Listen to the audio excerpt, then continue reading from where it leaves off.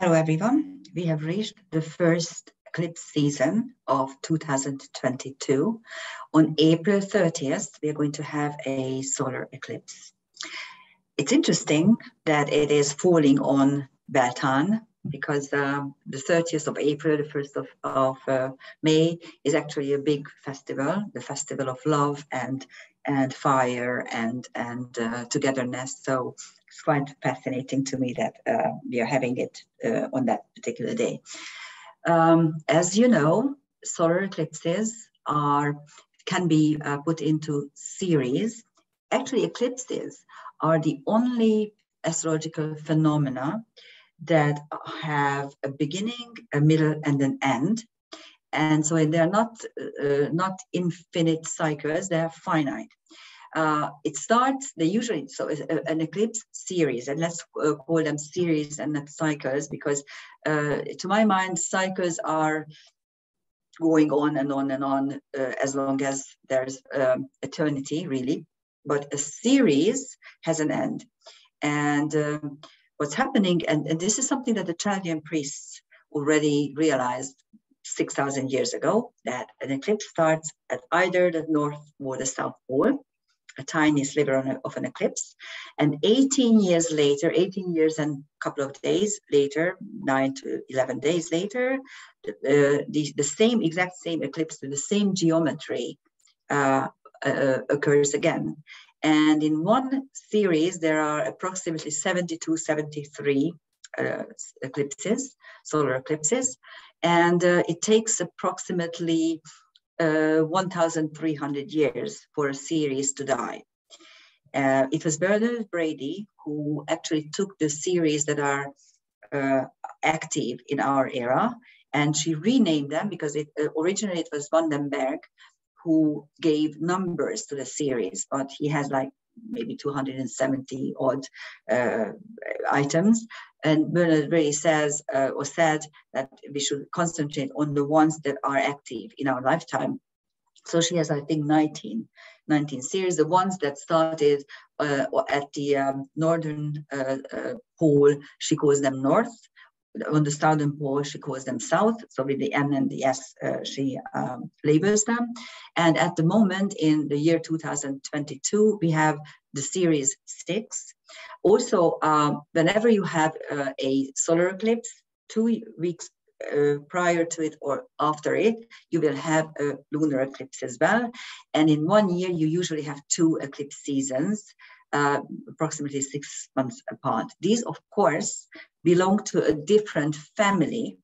Okay, so you will take a look at it and you will see how very different the astrological delineation can be.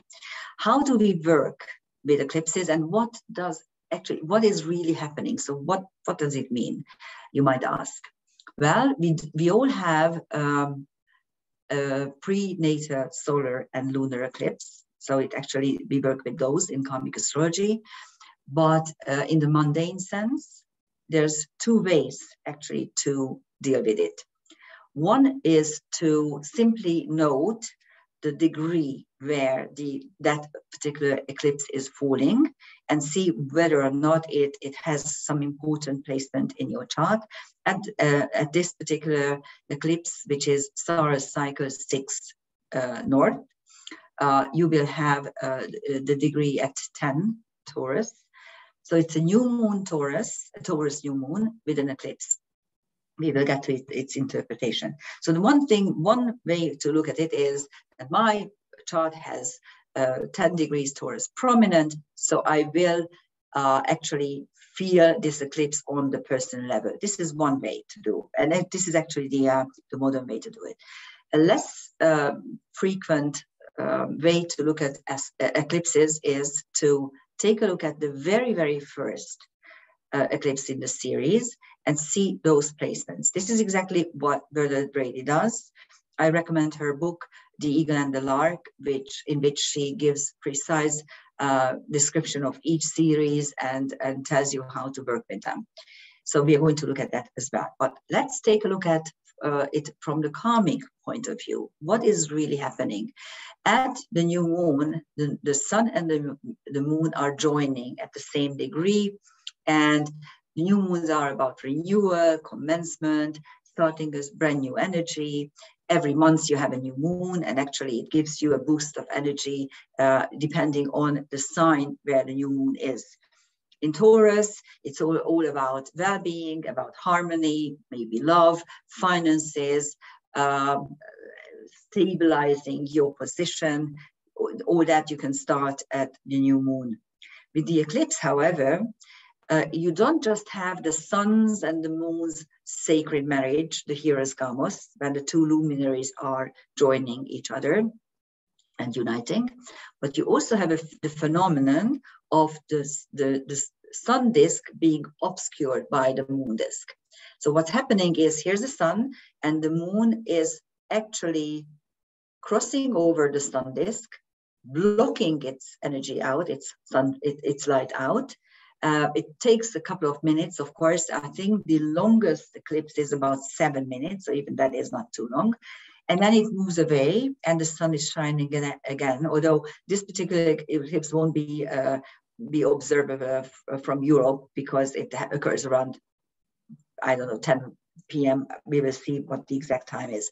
So what is happening here? The moon, the subconscious, the soul, the spiritual essence, is blocking out consciousness and actually conquering it.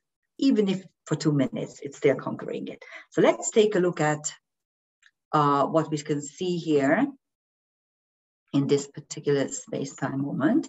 As you can see, the eclipse on the 30th of April will occur at 20:28 GMT. In Budapest, it's 22:28, and in London, it's 9:30 in the evening. And let's see the main features of the chart.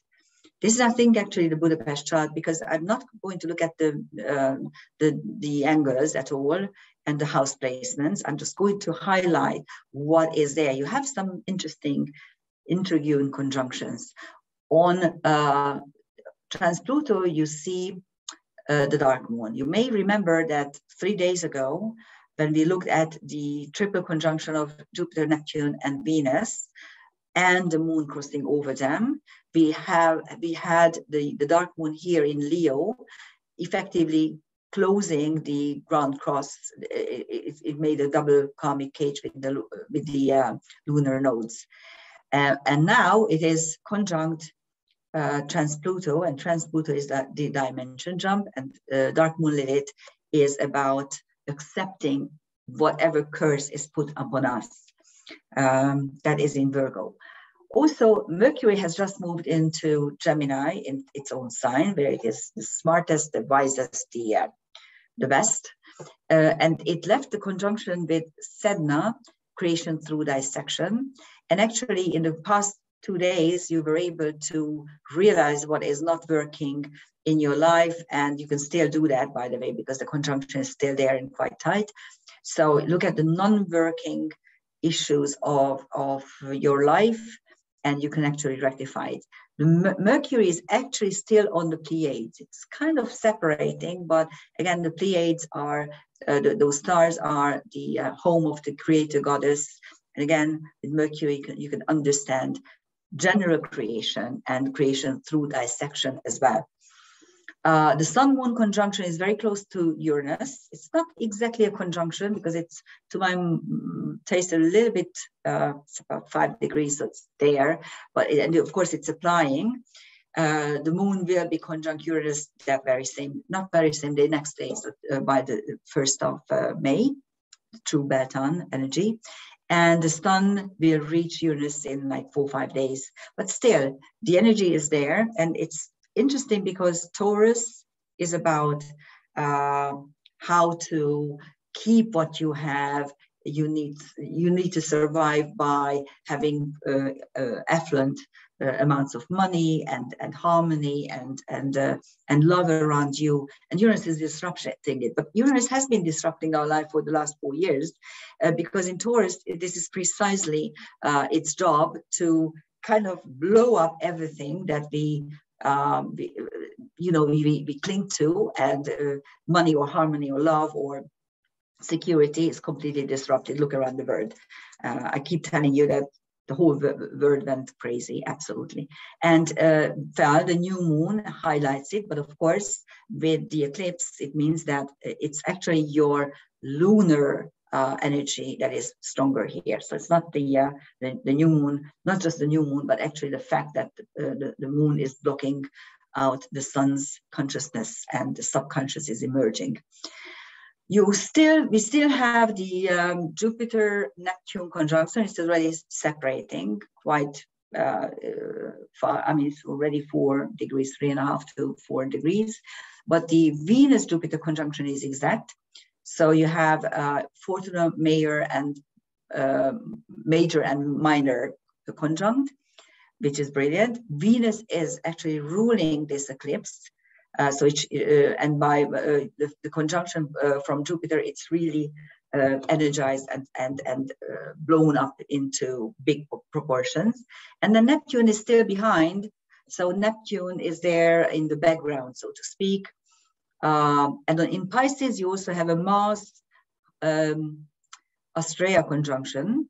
It's quite tight. It was actually exactly conjunct 3 days ago when the fourfold conjunction in Pisces occurred with the moon there. And it means that Mars in Pisces is a subdued, emotional Mars, but Astrea there helps you to break all embedded karma regarding anything linked to the will or to Mars.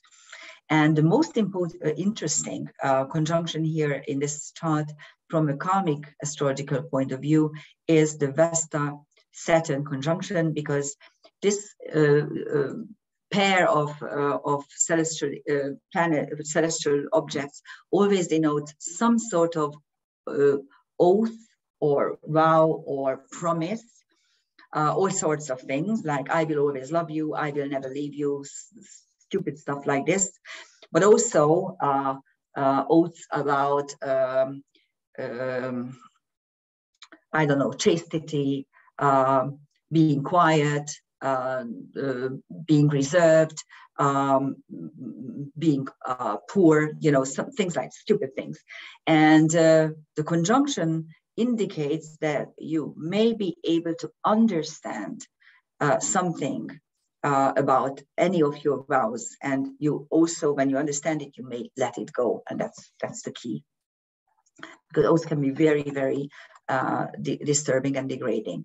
So let's take a look at the series itself. As I said, you can simply take the degree where it occurs and use that degree and see what it does in your chart, or you can look at the mistake, sorry, it's not in 8,000, of course it's 800. Wow, sorry about that. So it's May 5th, sorry. No, 15th. It was the original. I'm making all sorts of mistakes. Sometimes I don't know what to do. Anyhow, here it is. Here's the good date. So the start of the series was in 850 on May 15th at 12:14:28 GMT at the North Pole, and it will end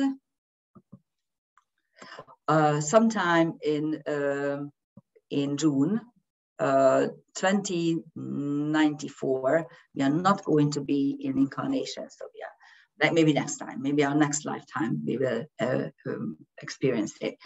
So according to Bernard Brady, these were the planetary positions of this particular eclipse. And the two main aspects are the node is on the new moon Saturn midpoint, and there's a new moon Neptune quincunx. Now, I don't know whether or not you are working with midpoints. Midpoints are very, very useful astrological tools because two planets can become in a conversation with each other in three potential ways. One is, of course, the aspects. If the two planets have an aspect relationship, depending on the type of aspect that is between them, this is how they are going to operate or talk to each other. That's one thing. You are familiar with aspects, of course. The other thing, the other potential is when they are in mutual reception. And they don't need to be in aspect at all. They are still going to rule each other. And this means that they need to work together. For instance, if you have a Capricorn moon and a Cancer Saturn, of course, Saturn or Capricorn and Cancer are in opposition, but you don't need to have a Saturn moon opposition. It still acts like you had one. And the third potential relationship between planets occurs when you have two planets that have no aspects in between them, but the third planet is joining them at their midpoint. And that's a midpoint structure. And they're quite important. In karmic astrology, we always delineate midpoint structures at their best potentials. So we take the planet and we delineate the structure in its best potential way. What is the best potential of Saturn?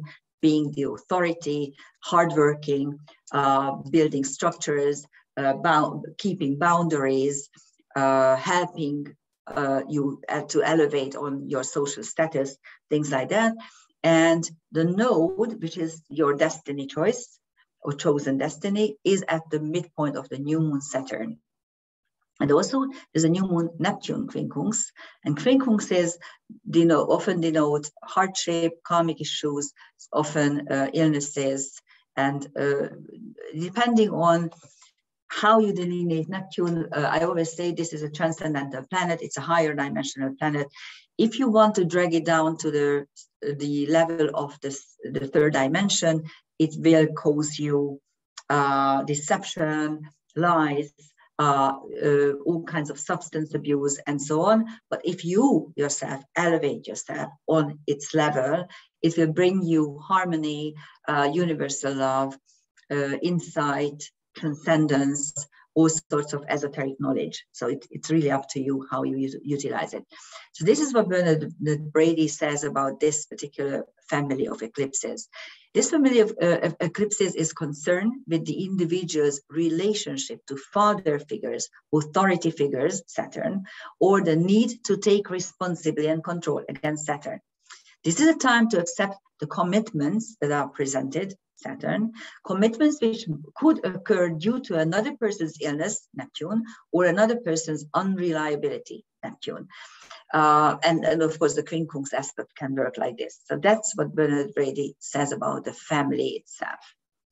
And again, you can delineate it from this point of view, and you can delineate it simply from the degree, 10 degrees Taurus. Look only at the conjunctions, really. This is a sun-moon conjunction, actually, so this is how you take it. Now let's see the most important planetary picture here, which is still the karmic cage involving the nodal axis and the Saturn Vesta midpoint. Yes, Saturn Vesta is actually at the midpoint of the nodal axis, but that's not how we interpret it. We interpret it as a karmic cage. What does this do? For the last 2 weeks or so, Saturn has been at the apex of this karmic cage, and it denotes a dilemma whether or not I should keep doing my karmic chores and my karmic programming, South Node, or whether I should actually choose and go towards one step towards my destiny choice, North Node. So that's the dilemma. And now Vesta, the focusing principle, is joining Saturn. Their conjunction will be exact in maybe 10 days. We are going to watch it. So it's really letting you focus on your destiny choices and also on your karmic imprinting. And you can go ahead and choose between the two. So that's one thing. There's also a fixed air engine involving the South Node, the Saturn Vesta conjunction, and Saros, the nurturing principle, which in Gemini, as I said, is about intellectual nurturing. And there's a yod, a finger of fate. It actually doesn't turn into a boomerang, because if you take a good look, the semi-sextile is not closing between Ceres and the North Node because the degree is too tight. I mean, not tight enough, sorry. This is a the nodal axis is a non-radiating point in space, which means that we need to actually use a little bit tighter orb. So you don't have the sextiles, semi-sextiles here. So anyhow, we still have a finger of fate involving the South Node, the past, Ceres, your home, your nurturing, your homeland, your family, and Aries, which is disrupting everything because Aries is drastically altered outward circumstances. And if you look around, you can see, I mean, it's amazing how everything is being disrupted. It's like a coordinated effort. This is how I see it. The whole thing is a coordinated effort to disrupt everything in your life. Okay, it's going to be food shortages, fuel shortages. We are going to have a very, very terrible year if this is going on, and if the powers are that we are not stopped in some way. Make sure you have enough food, canned food, pasta, rice, flour, whatever you need. You will need it as the winter is coming, and winter is coming. Okay, so be careful with this. I see all kinds of whatever. We are going to talk about it later. Let's concentrate on this placement. You also have a harmony triangle in here with Ceres and the Saturn Vesta conjunction. At the apex again is Aries, drastically altered outward circumstances. And the tiny, tiny angel wing. This is the tiniest of the planetary pictures possible. With sextiles and 2 semi-sextiles. And here at the apex, you see Neptune. Again, which means that Neptune is the way out of the situation, which means universal love, harmony, creating tendencies that utilize esoteric knowledge, insight, and so on. Now let's take a look at the transcendental celestial objects of this particular eclipse. I hope you can see this. On Saturn, we still have the 2 bright stars, Deneb Algadi, which is Delta Capricornus. Capricorn is about steadiness, strength, and Deneb Algadi is the foot of the goat, the celestial goat, with which it can actually climb any distance. And Sadar Sud, if you translate it, it means the luck of the king. So it's a lucky star. It's Beta Aquarius, quite bright as well. Here you can actually again note that in Capricorn, this is Deneb Algadi is the 4th brightest star only, and it's has a magnitude of 3, whereas Aquarius Beta has a magnitude of 3.1. So again, you should remember that Alpha, Beta, Gamma, Delta, Epsilon are simply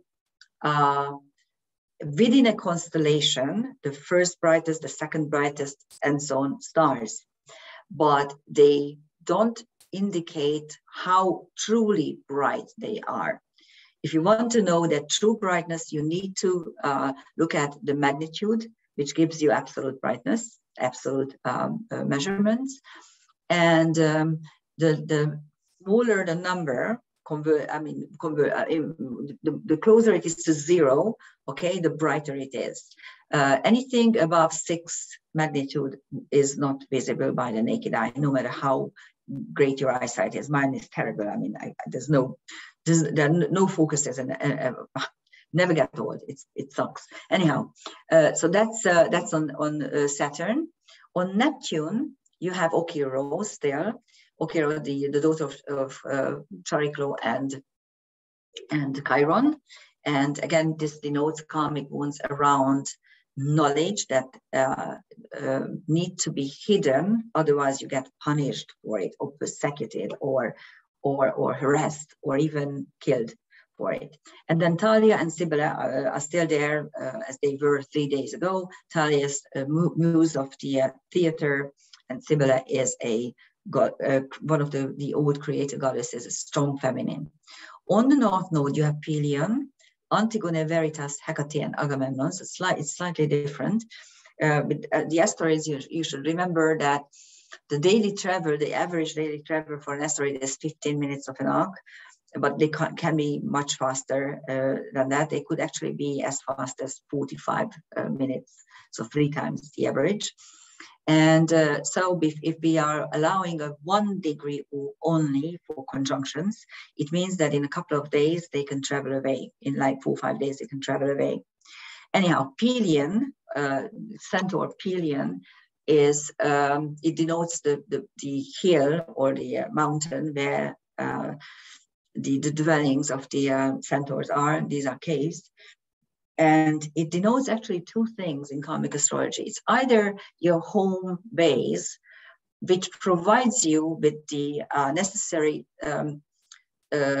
security for you to be able to climb the mountain of life.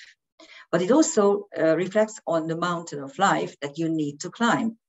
And what often happens when this centaur is active and prominent in your chart, that you need a base, otherwise you feel you won't be able to cope. So it's very, very important that you do have a home that you can call your home, because that is going to give you strength. Antigone, I'm going to get to Antigone in a minute, but you have Veritas, truth, Hecate, the dark moon goddess, insight into hidden things, Agamemnon, the fighter, and Antigone is one of the hubris asteroids. What is hubris? In Greek times, you had 2 types of sins. One was the ordinary sin. You killed someone, you got killed. You stole something, your hands were cut off. No liberal NGOs trying to free you, okay? And interesting enough, crime was much lower. This should make you think. It's a myth that if the punishment, harsh punishment, is not detaining you from committing crimes. Yes, they do. If you know that there's an NGO coming to your rescue and you will get off, you don't even have to pay bail, fine. Then it's not deterring you from anything. But believe me, if people's hands were still cut off, if they stole, they won't steal. Believe me. Okay. That was just an aside. So actually, the second type of sin was what we call hubris, which means revolt against the wish of gods.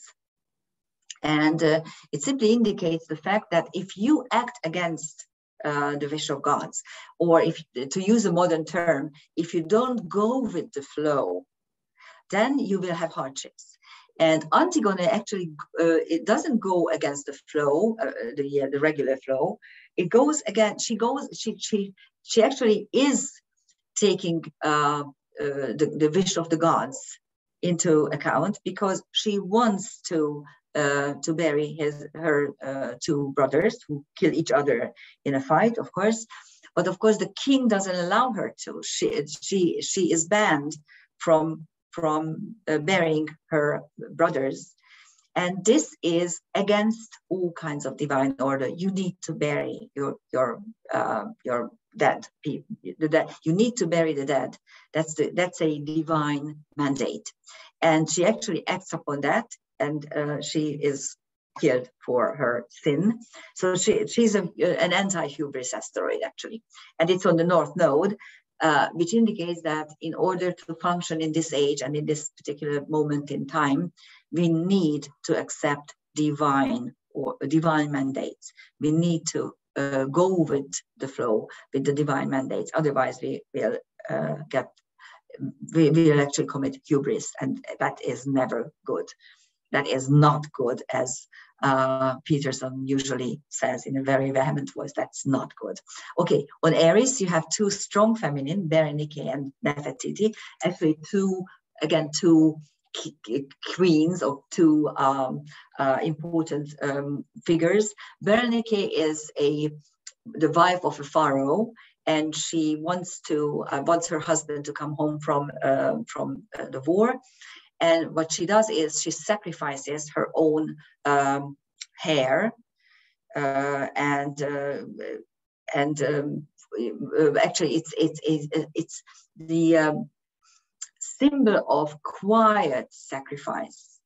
and quite an effective sacrifice. And Nefertiti, again, she's the wife of a pharaoh. So these are two very strong, very important feminine figures on Aries, showing that maybe the drastically altered outward circumstances could use two very strong and kingly or queenly feminine figures. You don't see anything like that. I mean, the whole world is led by cretins and idiots. I mean, if you look around, they're just idiots. And on Ceres, you may remember that 3 days ago we had like 5 bright stars. Now we only have Al-Nila and Al-Nitak, the 2 of the 3 bad stars. Actually, Al-Nitak wasn't there, or Al-Nila wasn't there. One of them wasn't there 3 days ago. And of course, Mintaka was there, but it's no longer there. Because again, you have a 1 degree orb that we are using. These belt stars are on the celestial equator, and they indicate or propitiate divine balance and harmony. And then you have 2 centaurs. I didn't tell you about the color coding, but by now you probably are familiar. Just to brush up the knowledge, purple is always asteroids, blue is always centaurs, and red is always fixed stars. So here you have 2 centaurs. One is Ashborush, and Ashborush is the centaur who is a seer and an oracle, but he's always ridiculed whenever he makes a mistake, but never actually praised when he is right. So it's a Cassandra karma that you know, but you're not acknowledged. And Bienor is one of the very strong solar centaurs who wants to shine, who has his own abilities inside, and he wants to show his abilities and he wants to shine. And of course, anything committed with this energy brings the negative connotations. And whenever Bienor is strong, it usually indicates that you simply want to show off. You want to leave your mark in the world. Okay, so those are on Ceres at the moment. So this is it. This particular new moon eclipse is very strong. The most important maybe is the fact is that it is very close to Uranus. It is actually in an applying conjunction with Uranus. And the complex planetary picture shows us that the moment is still very fated, with Saturn at the bending in a karmic cage with the nodal axis. Hopefully it will bring some sort of peace as well. We will see. I just hope. I don't think it's going to happen, but I do hope. Happy new moon, and thank you for listening. Bye-bye.